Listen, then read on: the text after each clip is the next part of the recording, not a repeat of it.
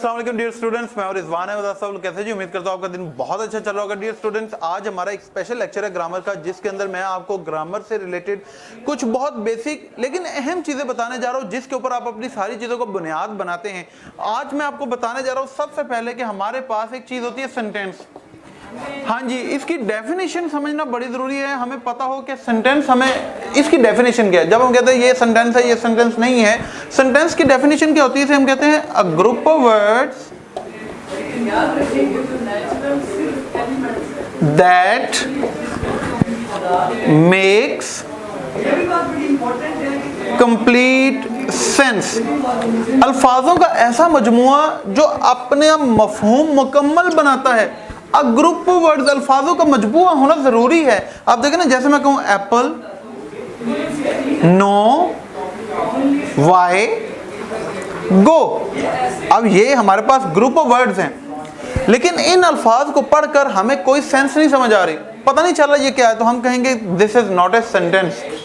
Sentence क्या होता है? A group of words that makes complete sense. जैसे मैं कहूं आई प्ले फुटबॉल, मैं फुटबॉल खेलता हूं। What do I do? मैं फुटबॉल खेलता हूं। मैं क्या करता हूं? मैं फुटबॉल खेलता हूं। हर तरह का आंसर जो है वो इसके अंदर हमें मिल रहा है। तो हम क्या कहते हैं कि सेंटेंस क्या है? A group of words that makes complete sense. इसके अपोजिट एक और चीज होती है, उसे हम कहते हैं फ्रेज। फ्रेज की डेफिनेशन, फ्रेज कहते हैं a group of words that makes incomplete sense.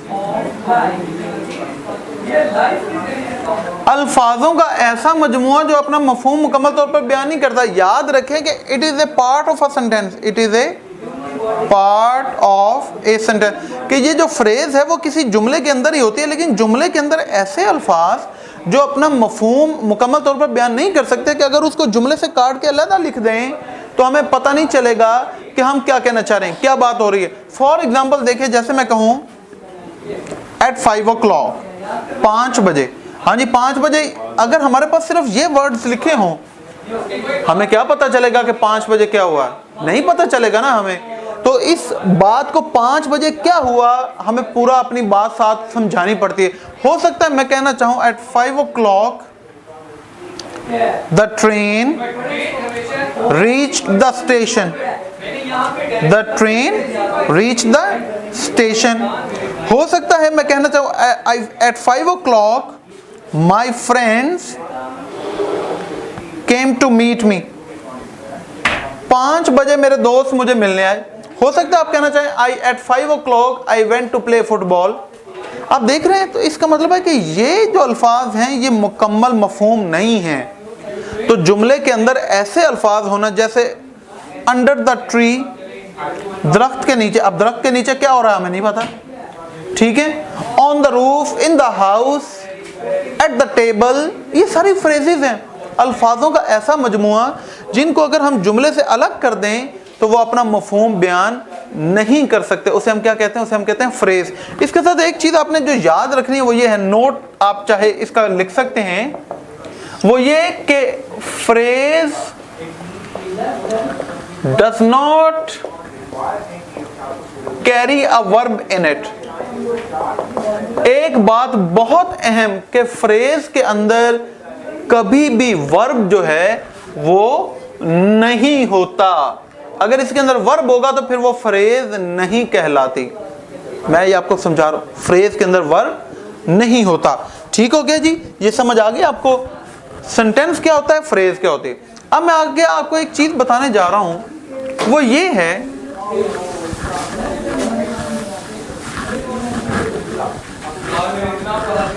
इसे हम कहते हैं ingredients. Ingredients of a sentence, कि किसी जुमले के अंदर क्या क्या चीजें होती हैं। सब्जेक्ट, वर्ब, ऑब्जेक्ट, ये 3 चीजें होती हैं। सब्जेक्ट क्या होता है? द डोयर, काम करने वाला। वर्ब क्या होता है? एक्शन, जो काम हो रहा हो। ऑब्जेक्ट क्या होता है? which receives the action। Object ऐसी चीज होती है जिस पर काम हो रहा होता है। मोस्टली हमें सेंटेंस के अंदर ये चीजें मिलती हैं। जैसे अभी मैंने पहले भी एग्जांपल की, मैं कहूं आई प्ले फुटबॉल, मैं फुटबॉल खेलता हूं। इसमें डॉयर कौन है, काम करने वाला कौन है, आई, ये हमारा सब्जेक्ट है। काम क्या हो रहा है, एक्शन क्या हो रहा है, प्ले, ये हमारा वर्ब है। कौन सी चीज इस एक्शन को रिसीव कर रही, कहां पर काम हो रहा है, फुटबॉल पर, ये हमारा ऑब्जेक्ट है। समझ आ गई? जुमले के अंदर हमें चीजें मिलती हैं, सब्जेक्ट, वर्ब और ऑब्जेक्ट। ठीक हो गया बच्चों? अब मैं आगे आपको एक चीज बताने लगा हूं, वो आपने जरा जहन में रखनी है। वो ये है कि can sentences B formed without subject. क्या सेंटेंसेस जो हैं वो बगैर सब्जेक्ट के बन सकते हैं? तो इसका आंसर है यस।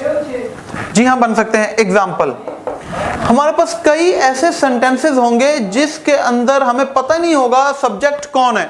जैसे मैं कहूं बी साइलेंट, खामोश रहो। ये खामोश रहने का काम किसने करना है? मैं कहूं शट अप। ये शट अप किसने करना है? मैं कहूं सिट डाउन। किसने बैठना है? मैं कहूं स्टैंड अप। किसने खड़ा होना है? मैं कहूं शट द विंडो, विंडो बंद कर दो। किसने करनी है? मैं कहूं गो अवे, चले जाओ। किसने जाना है? इनमें हमें नहीं पता। इसका मतलब है कि sentences can be formed without subject. उसके बाद दूसरी चीज आ जाती है विदाउट ऑब्जेक्ट। क्या सेंटेंसेस बगैर ऑब्जेक्ट के बन सकते हैं? क्या ऐसी चीज, ऐसा जुमला जिसके अंदर ऑब्जेक्ट ही ना हो? जी हाँ, यस। इसका भी आंसर क्या है? यस। एग्जाम्पल, जैसे शी लाफ्ड, वो हंसी। We talked,